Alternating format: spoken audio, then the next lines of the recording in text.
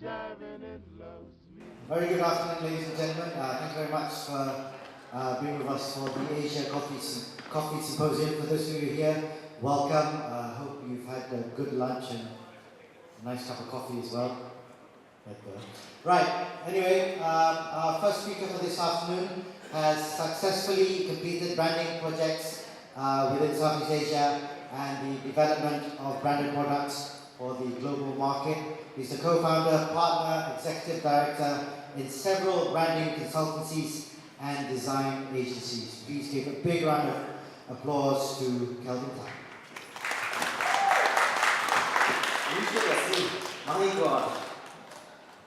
Good afternoon, everyone.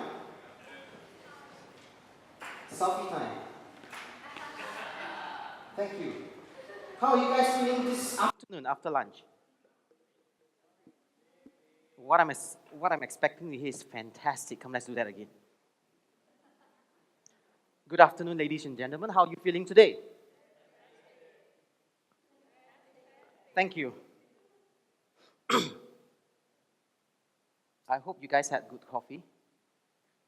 I had, so I can talk a bit more. I get very excited with all the caffeine. Sorry, Ross. I should try decaf after this. Now, as what Raj has told you guys, my name is Kelvin, but more people know me in the... Oops, it's not working. It is?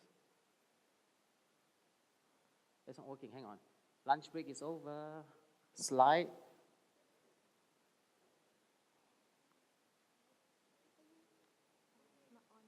Haha, it's not on yet. Okay, but more people know me as Uncle. Oh, hang on. It's this way. Hey, my 15 minutes don't start until after this, right? Uncle Bota.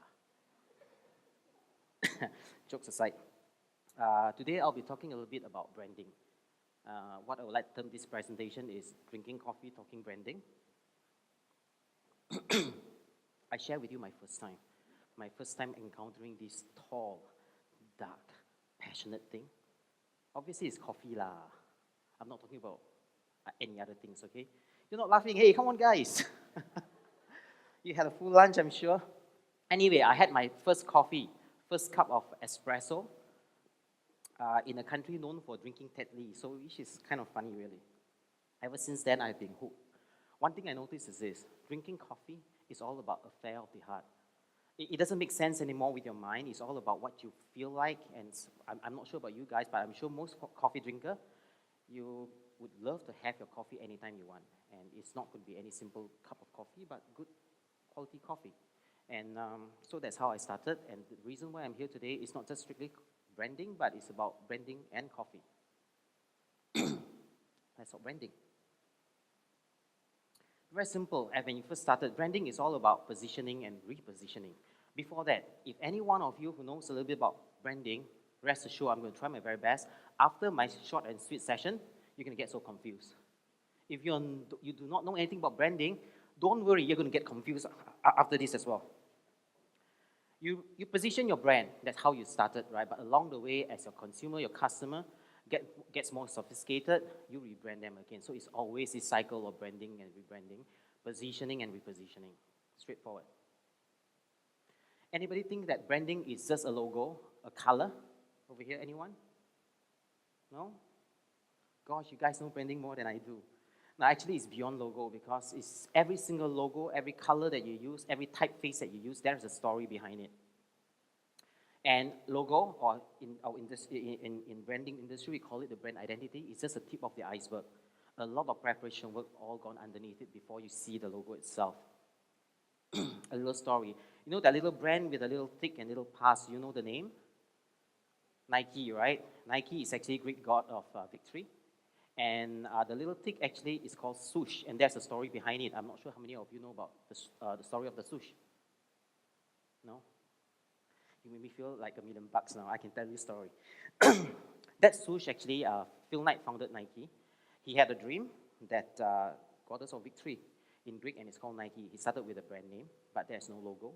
So he worked with a friend of his in University of Oregon, And this lady, a second or third year graphic design student, found out a little bit more about the brand essence, about, this brand is all about what Philnet wanted to do with it. Nike started as a footwear company for athletes. So basically what happened is that this lady walked straight to the track and field and look at those people running, the runners. She was, at that point in time, at the tip of the turn on the track and field. What she heard, I was told, is that those runners were running so fast, all she could hear was swoosh, the sound of their clothing.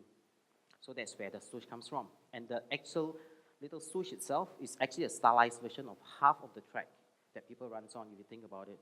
So, everything has got a story. Building brands is all about story. Story from the heart, you share.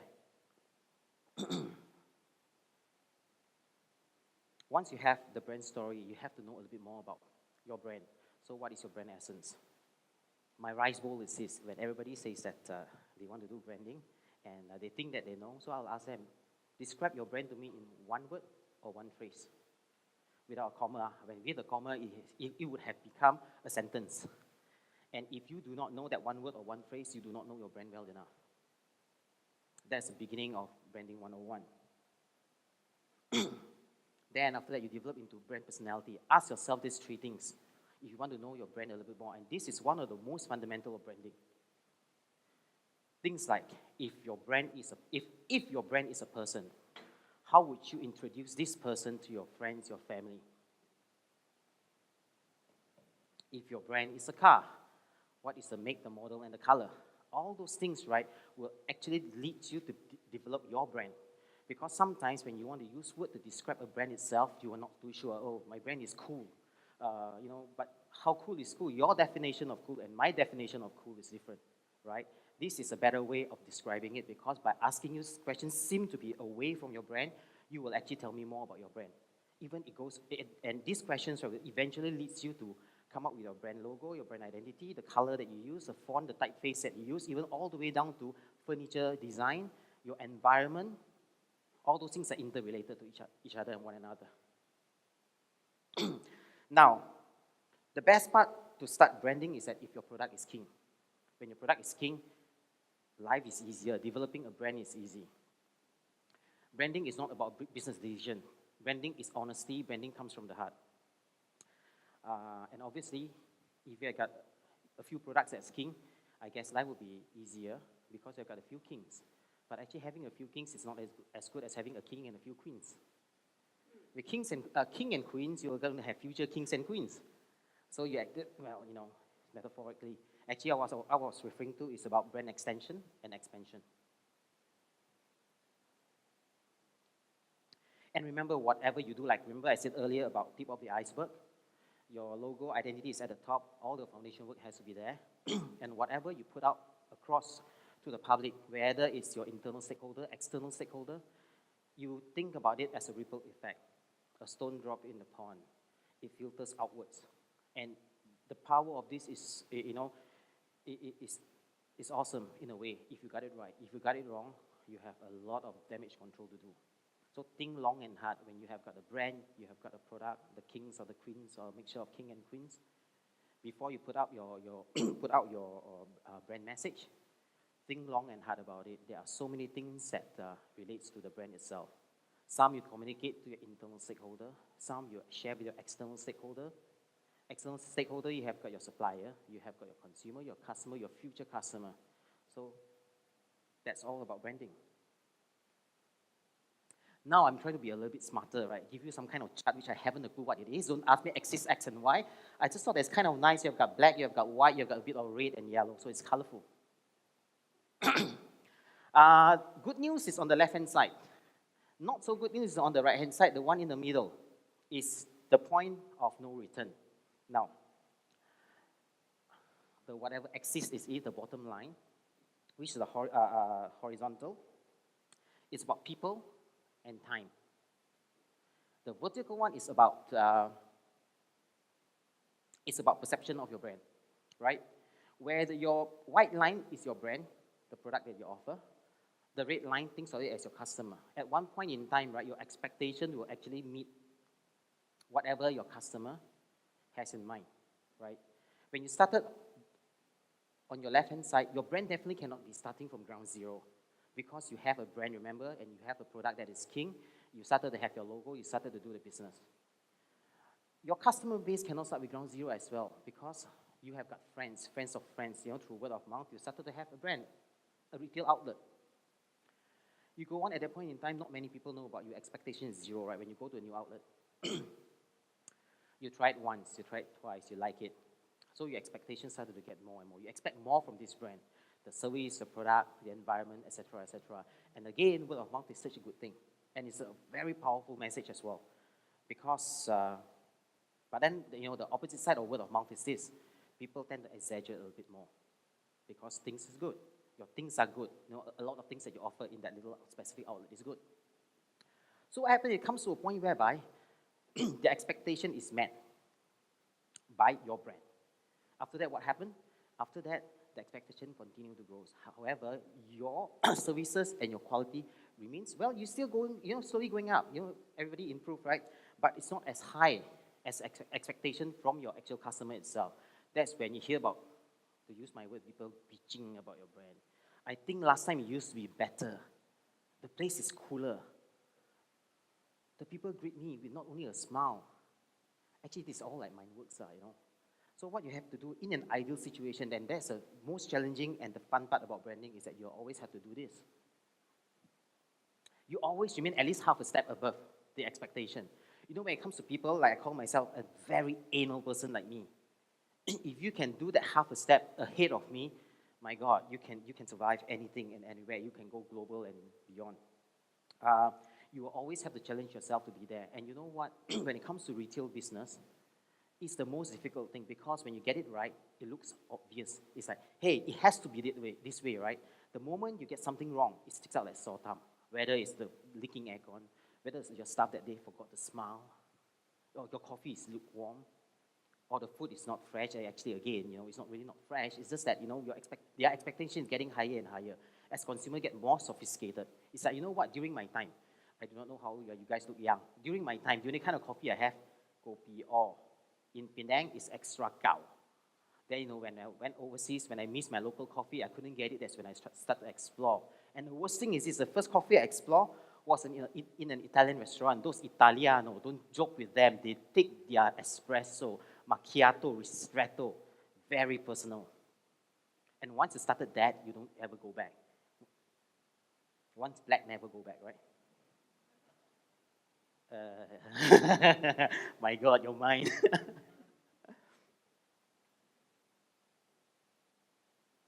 This is interesting. Now, you have your brand, you have got everything already. You started to want to reach out to your consumer. That's what we call the brand environment. Obviously, it's just an outlet. I'm just trying to pretend that I'm a bit smarter than most. And these three things here, any one of you has experienced it before.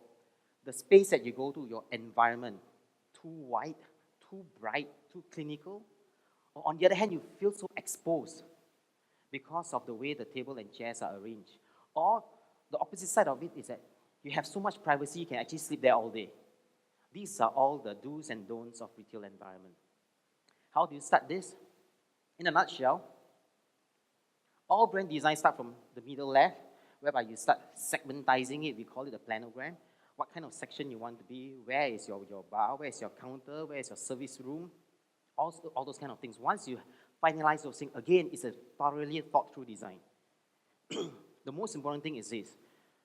Most people wandering around, whether it's a high street shop or in a mall, you have got that split second for them to decide whether they want to make that half a step going in or just walk past. So your lead-in strategy is the most important. How do you lead your customer into the place? Number one, remember about the exposure, that you feel too exposed as if those naked mannequin. There are still shops like that, especially a lot of homegrown brand in F&B, even in fashion retailing. Think long and hard about this thing. And how do you start thinking long and hard about this thing? It all starts again, remember, your brand essence, your brand personality is from there that you actually filters it down to how you want to design the space. Whether it's going to be exclusive, whether it's going to be high-end, whether it's going to be a fast food chain restaurant kind of concept, that sort of things. Different brand will have different strategy. All strategies are not interchangeable. It all depends on your brand itself. But again, going back to your product, as long as product is king, at least you're halfway there. Then once you have your planogram, your strategy out, you do your layout. And I give you just some example of stuff, right? If you think that your coffee concept is all about designer kind of label, brand, or a bit artistic, you don't even have to worry. Assuming that you already have the product itself, I'm talking about the environment, right? It could be, the centerpiece could be just an art piece. Like Studio M Hotel, it's just a lighting. They get a designer to design this cluster of lighting that is actually their centerpiece.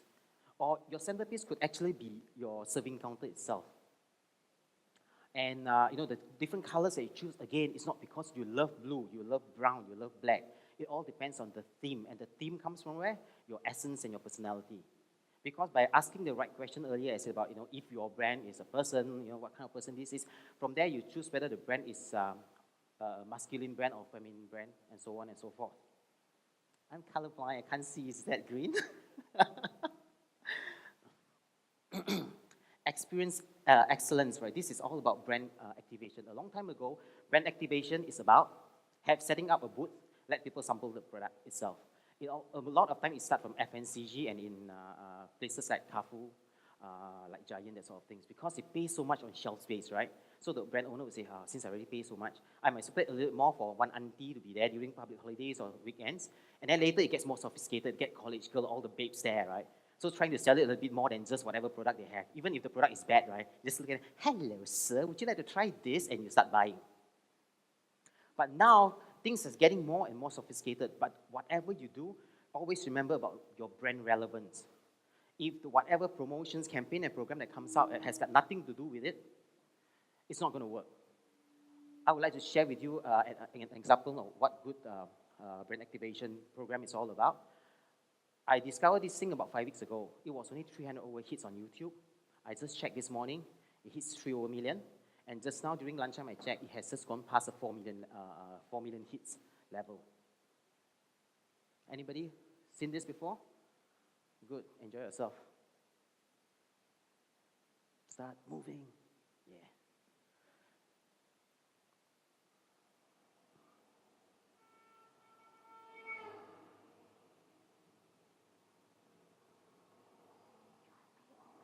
Oh, I'm so sorry, I just wait.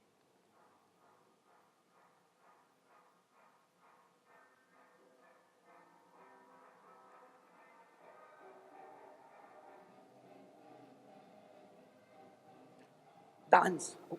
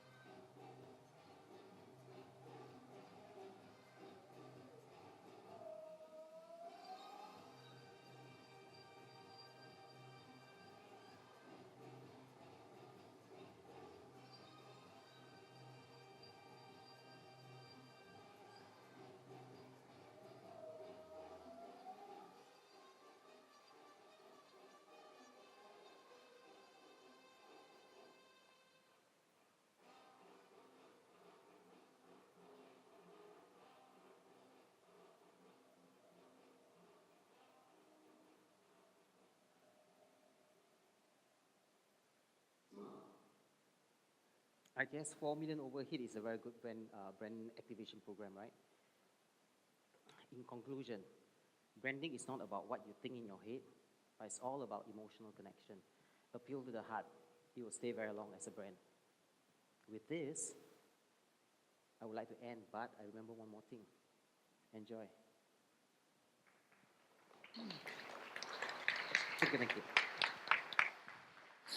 Thank you very much, Uncle Botak.